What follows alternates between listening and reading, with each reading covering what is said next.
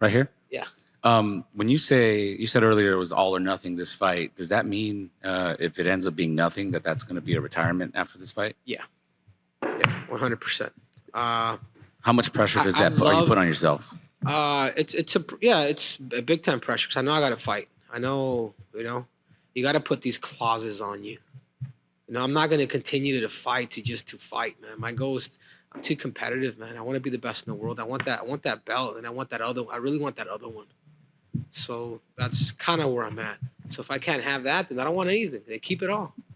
It's like, why did I retire? It wasn't even a money thing. It was like, what else is motivating me? I mean, that was part of it too. I would have loved for Uncle Dana to maybe give me a bump on my raise after defending both my belts. But it is what it is. I respect the shit out of him. I mean, what he was able to do with this company to where it's at now. I mean, if you guys think about it, fighters are the most respected athletes on earth. You walk down the street, you get freaking these bodybuilders. Oh man, can I take a picture with you? So I appreciate that, man. I think Dana's done a lot, but it's on me now to go out there and accomplish what I'm trying to set out to do. And if I can't have it, then I just don't want it. That seems a little different than from the mindset when in your first retirement, because you did have gold and you were about to go on a run of defending your titles multiple times and maybe a long title reign. Do you regret the original retirement in any ways and maybe establishing yourself a little bit more? No, I truly mean that. Like, for those who don't know, even when I won the Olympics, I retired for 3 years too. And I started kind of figuring out that I'm more of a conqueror. Like, what is it like? What did I set out to do? And I was watching a little highlight on Usain Bolt, and they had asked him, "Is like, you saying like you're still young you could have probably maybe done 2 more Olympics." And he was like, "You know what? I asked Michael Johnson something. Michael Johnson, 96 and 2000 Olympic champ, which is one of my inspirations too." And he asked him the same question: "Why did you retire? You could have gone more." He was like, "That's all I said. I just wanted to. I wanted to." And then Usain Bolt's like, "I just wanted to become, an Olympic champion at 3 different Olympics. Just separate myself and be different." And I think for me, that was always my goal. My goal was to always become the greatest combat athlete of all time, do something that's never been done. So even that fight week after I beat Dominic, after I retired, I didn't even tell my team. I'm like, no, it's in my heart. She's just like, I'm out. But even prior to fighting Dominic, like I was out for like that whole year, dude. I had the time of my life. You imagine being out with the shoulder injury, people get depressed. Dude, I had fun. Doing business. At that time, I was single, so just doing that whole nine. And I just knew that when you do something from the age 11, you become the best. And I wanted first high school wrestler to win a senior national title. The stuff that I was able to do in the sport, and then do it now in mixed martial arts, I was like, dude, I was content. So this comeback, why I came back, because I felt like I could do it again. But now it's up to me. I go back. I either get it all or I don't want it at all. And I've already talked to my team. I already told my team that I'm just too competitive, man. I'm not trying to be a fighter. I'm either the best in the world or not. Dan, over here. Yeah. Henry Cejudo said that he would retire if he didn't win tonight. The gloves were off. He didn't get to go on the mic after the fight. What's his status? And that I have no idea.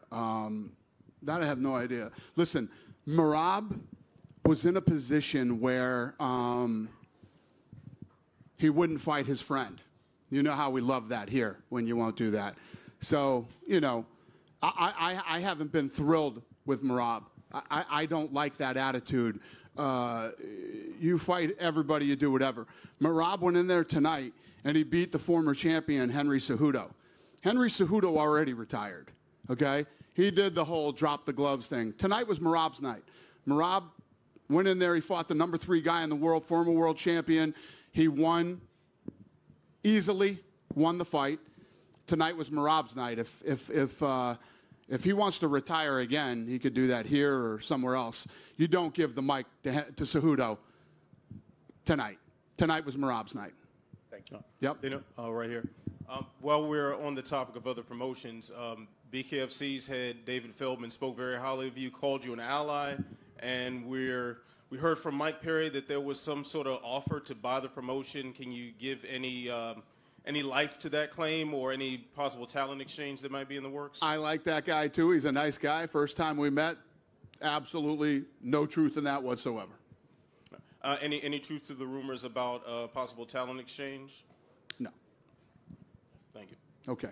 Dana, you mentioned that now you guys have the option to go to Spain several times, but you also have option to go to South Africa, apparently, because you have a champion there. So can you kind of give us a little insight on how you prioritize these new markets? Because at this point, you have multiple places to go with multiple new champions, and does Spain suddenly leapfrog South Africa and the whole African continent, trying to put that together? We're going there, too. Just a matter of time. I mean, you know, people have been anticipating No, Africa yes. for a while. We'll go. We're going. But, okay. You're brilliant.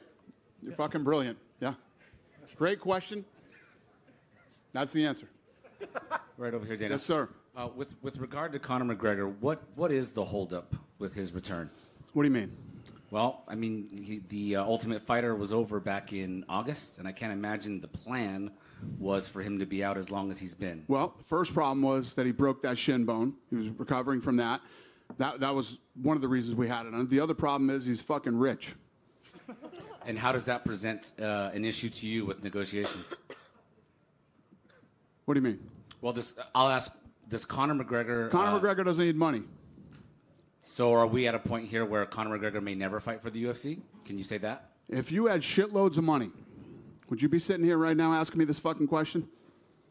No. No, you would not. That just answered your question. Well, I answered no. So you're saying there's a chance that Conor McGregor will not fight again for the UFC? I don't know. Conor McGregor's got a lot of money, and you know, anytime we get Conor, we'll be happy to, you know, be thrilled when he comes and fights. But money complicates a lot of things. He just filmed a movie. He's got to do the press for the movie, and he's got obligations with that. And he does want to fight this year, but we'll see what happens. Is part of the issue that Conor... That's the only issue. Is there an issue, There's no other issue. That's it. Wanting to re-sign him to a longer contract? Conor McGregor has probably been one of the best business partners we've ever had. Doing business with Conor is... Getting Conor to show up to shit on time is a problem. But Conor, as far as the business goes, for a guy, everybody talks about how Conor used to be on the dole and all this stuff. For a guy that was on the dole, Conor McGregor is a very good businessman. And Conor McGregor's always been a great partner to us. There's never any hanging out and haggling for money or, you know, you pay me more money. Conor McGregor has never done anything even remotely close to that. It's the exact opposite. When it's time to dig in and get to work and you know, make money, he's probably the most incredible partner we've ever had, to be honest with you. All right, and I have one last question. With regard to Wanderlei Silva, it was 10 years ago where you said he wasn't going to go into the UFC Hall of Fame, and you said the guy's been Pete Rosed. So I'm just curious, you know, what has changed? You know, what went into changing your mind there? You're not really somebody to change your mind on a stance like that. Yeah, I've been in so many beefs with so many people that I didn't even remember that till you just told me. You said there's going to be no Hall of Fame. The guy's been Pete Rosed. Yeah. This was after he left, and It's a good thing was I very forgot. critical. It's a good thing I forgot. It's a good thing you forgot. Exactly. All right, thank you. Yep. Huh? Good? Good night. Go ahead, sir. What's up? I talked with the Mirab today, and he said that he could fight next month. Is this possible to Mirab back of the UFC 299 main event? Yeah. He talked to Merab, and he said that Merab didn't no injuries or anything. He could be fit. He's fresh to fight next month. Is it a possibility he's a backup? Got it. Yeah. No. Yeah. I mean, I don't know if we already have one, but I don't know. Definitely. How about Umar Nurmagomedov? What about Umar Nurmagomedov? What about him? What about Umar? Yeah. To be a backup? Yeah. To back up. Yeah. I think Umar's got to fight. But yeah, he could be a backup too. Thank you, sir. Thank you.